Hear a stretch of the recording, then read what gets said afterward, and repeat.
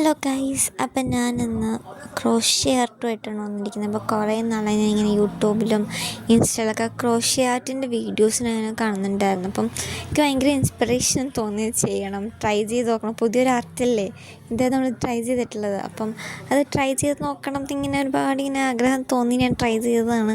അപ്പോൾ ഇതിൻ്റെ ബേസിക് സ്റ്റിച്ചസും കാര്യങ്ങളൊക്കെ എല്ലാം ഞാൻ പഠിച്ചത് യൂട്യൂബിൽ നിന്ന് തന്നെയാണ്. യൂട്യൂബിലുണ്ടായിരുന്ന കുറേ വീഡിയോസും അതും ഇതൊക്കെ കണ്ടിട്ടാണ് ഇതിൻ്റെ ബേസിക് സ്റ്റിച്ചസും കാര്യങ്ങളൊക്കെ ഞാൻ പഠിച്ചത്.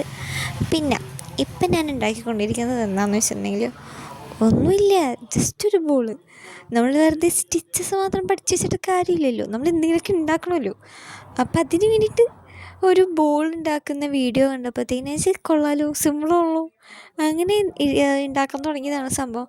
പക്ഷേ ഉണ്ടാക്കാനിരുന്നതിനപ്പോഴാണ് എനിക്ക് മനസ്സിലായത് ഇത് അത്ര സിമ്പിളല്ല. 2-3 തവണ അഴിച്ചും മൂരിയും ഇട്ടിട്ടൊക്കെയാണ് ഞാനിതിൻ്റെ ഫൈനൽ ലുക്കിലോട്ട് കൊണ്ടുവന്നത്. പക്ഷെ ഒരു കാര്യം പറയാം, ഈ ആർട്ട് ഭയങ്കര സാറ്റിസ്ഫൈയിങ് ആണ്. മെൻ്റലി ഭയങ്കര റിലാക്സേഷൻ തരുന്നുണ്ട്.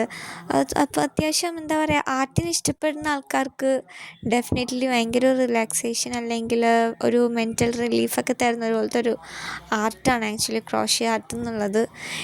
ഞാൻ ഭയങ്കര സാറ്റിസ്ഫൈയിങ് ആയിട്ടാണ് ഞാൻ ചെയ്തത്. ഈ വർക്ക് ഞാൻ ചെയ്തത് ഞാൻ ഭയങ്കര മെൻ്റലി റിലാക്സ് ചെയ്ത് ഞാൻ ഭയങ്കര സാറ്റിസ്ഫൈയിങ് ആയിട്ടാണ് അത് ചെയ്തുകൊണ്ടിരിക്കുന്നത് തന്നെ. അപ്പം ഞാനത് കുറേ നാളെ തന്നെ ഇങ്ങനെ വിചാരിക്കുന്നു ക്രോഷ്യ ആർട്ട് ട്രൈ ചെയ്യണം എന്നുള്ളത്. അങ്ങനെ ട്രൈ ചെയ്തപ്പം നിങ്ങളെ കൂടി കാണിക്കാമെന്ന് വിചാരിച്ചു. ഞാൻ ട്രൈ ചെയ്ത ഞാൻ മാത്രം കണ്ടാൽ പോരല്ലോ, നിങ്ങളും കാണുമല്ലോ. അപ്പോൾ ഇതാണ് നമ്മുടെ ഫൈനൽ ലുക്ക്. ഇഷ്ടപ്പെട്ട ലൈക്ക് ചെയ്യാനും സബ്സ്ക്രൈബ് ചെയ്യാനും മറക്കണ്ട. അപ്പോൾ ഓക്കെ, ബൈ.